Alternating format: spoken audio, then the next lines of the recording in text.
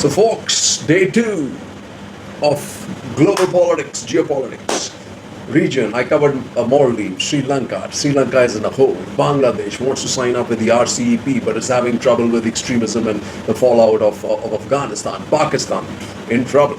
The one I left out was Nepal. Okay, now Nepal, there's been a major earthquake as far as I can see for China, not for India. India should just play its game. How did it build up, right? Only ultimatum to party rebels over case in Nepal Supreme Court. Opposition in Nepal wants Duba to be made PM. Duba wins vote of confidence in Nepal Parliament. Only out Supreme Court orders Duba to be made PM. Reinstates dissolved Nepal House. Tells President to appoint opposition leader as Premier by Tuesday. Important Supreme Court victory, right? Options before India as Duba is in. New Delhi shouldn't reduce engagement with other political players in Nepal, even if they are in opposition, which is absolutely true. We keep doing the same thing. And remember, Nepali Congress, while the name may have an equivalent Indian National Congress, has always played a very dubious role earlier on, right? Modi and Duba agreed to enhance India-Nepal ties, and as rightly said, it's an opportunity for a reset with Nepal, but I think too much interference in Nepal always allows the narrative to create India as the villain. And you got to be very careful because China is trying its best to again revitalize their relationship. So let's see how that works out, right? Nepal government warns citizens against acts that may hurt friendly nation. This was supposed to be actions against India, just like what was happening in Mali. So they got to be a connect about the Chinese in both places, right? About the same time this happened, right? But what we got to be very careful about here, right, is we got to keep our hands off but our eyes focused. Hands off but our eyes focused. And don't leave the Mahadeshis out in the cold. Just like I said, don't leave the LTTE out on the cold, right? And here's where you realize when it says Nepal government under pressure, over $500 million US grant, facing widespread protests in the country. A visiting two-member team of the Millennium Challenge Corporation has asked Nepal government to clarify whether the agreement for a $500 million grant from the US would be ratified soon. Now here's a challenge, but everybody should realize that at the end of the day, money coming from the United States and the West is aid. Money coming from China is all about corruption and all about rapaciousness of foreign policy. They're not concerned about the people of Nepal or the people of Sri Lanka. And that's what we have to step in. Our first focus has to be the people of our neighborhoods, folks. Cheers. So, folks, what's happening in Afghanistan? Let a quick update before I come back to the United States. China backs Taliban demands to unfreeze assets. You can just see with that China really can't carry that load, and neither can Pakistan. Iran resumes commercial flights to Afghanistan. So this is after what happened. Pakistan was the first one in. Then what do you have here? Afghan diplomats urge world to deny Taliban recognition. Don't leave our people at mercy of terrorist groups. And that's an important point, right? Bardar fled to Kandahar after brawl with Khalil Haqqani. Okay. Indian chemist shop owner abducted in Kabul. Sad. Can pardon TTP figure if they give up terror, says Pakistan. Pakistan is in trouble. Afghanistan women soccer players enter Pakistan. Okay. What's happening in Kabul? 1 month after the fall of Kabul, economic crisis stalks the Taliban, folks. Economic crisis. No solution without the West, United States, etc., etc. So a nice recap given in the Hindustan Times today, but security blocs led by Russia, China meet on Afghan crisis. Can they resolve it? I doubt that very much. Russia is running also up a very slippery pole, and China probably is clueless. Two key international groupings, CSTO and SCO, are meeting in Tajikistan to discuss the current situation in Afghanistan and the way forward. And 30 days of chaos and crisis is what you got to hear. August 15, 2021, Taliban fighters enter Kabul. August 30th, Frank McKenzie, head of US Central Command, announces the completion of troop withdrawal. September 4th, after a long tense wait, the airport in Afghan capital finally reopens for flights, 8 flights. August 19, scenes of chaos at Kabul airport dominate global headlines. August 29, a US drone strikes targets a suspected suicide bomber preparing to attack Kabul airport. September 7th, Taliban announces the country's new government, not inclusive, shocks the world. August 26th, a suicide attack near Kabul airport kills scores of people, 13 US soldiers. August 27th, a day after the blast, the US military strikes back, poor strike. September 9th, there are some signs of normalcy as first commercial international flight under the new government leaves Kabul. That was Qatar Airways. September 14th, thousands of people protest in the southern city of Kandahar, and that continues, right? And all is not well with this, even within this Taliban and this government, all is not well, because there is a decisive fault line between Badar, who's a nationalist, and Haqqani, who is a pawn of the ISI. It says, a Taliban bust up at the presidential palace. A massive brawl erupted between two factions of the Afghanistan administration at the president palace for just days after they set up a new government in the country, the BBC reported. What was the brawl about? Which faction did the most to secure victory over the United States? How power is to be divided up in the Afghan capital? Okay, and who are the two sides? Mullah Abdul Ghani Badar, Deputy PM, and Khalil-ur-Rahman Haqqani.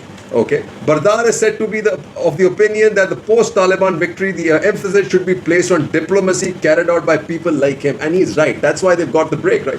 Rumors of Badar's death, they won. I think he's still not traceable, even though the official Taliban, this faction have played his tape, and a Taliban spokesman first said Bardar had gone to Kandahar, and then when questioned, they said he's resting. The timing of the face-off is critical. The timing of the alleged spat appears significant because it follows delays in the announcement of the final government which will replace the current caretaker government. And that, folks, continues to be the fissures that India and the rest of the world should exploit. Like I pointed out yesterday, Ajay Sahani made it very clear we should over-exaggerate the threat of Pakistan and Afghanistan, and the terrorist groups. However, we have to protect Kashmir, right? So, like, for example, India, Pakistan holding OIC hostage on J&K issue, need no lesson in rights from a failed state, Delhi at UNHRC. That is true, folks. Neither do we need it from any other countries in the OIC, because none of them have even a modicum of a democracy. Yeah, we can say we can at least have a modicum of democracy. And I'm quite sure the Muslims are far better off here than they are in many, many Muslim countries too. Because look at what's happened in every other place. Shias get beaten up. At least in India, you don't have the Sunni and Shia divide here, right? At this stage, right? Okay. But the other event that happened, we have to be very careful, besides the victory of the Taliban, is the death of Gilani. Why? SAS Gilani leaves behind a dark legacy, and while the separatist leadership is weak, terror groups are emboldened after the Taliban win in Afghanistan. India will have to be careful that Gilani's death does not become a moment for radical mobilization. The other thing is exactly what Avinash Mohani writes. Post-Gilani, India may face underground separatism. He writes, in Gilani's death, anti-India and pro-Pakistani separatism has lost its highly influential face. He controlled the anti-India protests throughout. It will be now faced with an unpredictable, faceless and maybe underground separatism that will not be easy to understand and deal with. That's the important part. Then, after Afghanistan, Pakistan eyes more aggressive tactics in J&K, ISI pushing terrorists into UT for 2 months, and while Iran is slamming Pakistan, roll and punch, India keeps stats. And now you have Nikolai Kudashev, because after the formation of the new government, Russia has realized that it's been left holding a flag, right? a pole, a totem pole. Afghan terrorism may spread to J&K envoy, and not only to J&K, it is also going to hit Central Asia and maybe even get right up to Chechnya, right? What is rightly Raghuraman, right? A bruised Kashmir, a divided India poses risk. Absolutely do. Our immediate strategy must, however, be to buttress Jammu and Kashmir against ideological and military influx from Pakistan and Afghanistan. Previous insurgency attempts by Pakistan were thwarted repeatedly because Kashmiris refused to aid them. A bruised and alienated Kashmir and a divisive India are our biggest strategic risks. And that is what our internal consolidation and national alignment which must begin. The second, insulating Kashmir from Afghanistan, writes a Yashovardhan Azad. The ingredients for a new terror offensive are present, but strong security measures and political initiatives can help prevent a return to the 90s. The Taliban represents 2 generations of fighters, one a little grey, sober and mature, after 2 decades of constant fighting, while the other new and brash, pursuing an Islam of the medieval era. As a result, contradictory statements. So, this is what even China has to be worried about, and Russia, and Pakistan. But securing Kashmir cannot be through the prism of security alone. After the fair and successful conduct of district-level polls, the UT is ripe for assembly elections and for being awarded full statehood. And that's the important part. We need to secure it and not let people like this Rahul Shiv Shankar and the other lady run away with the narrative, which is Taliban, Indian Muslim, and divisiveness. You've got to keep them together, folks. Cheers. So, folks, the most consequential relationship for India going forward is the United States.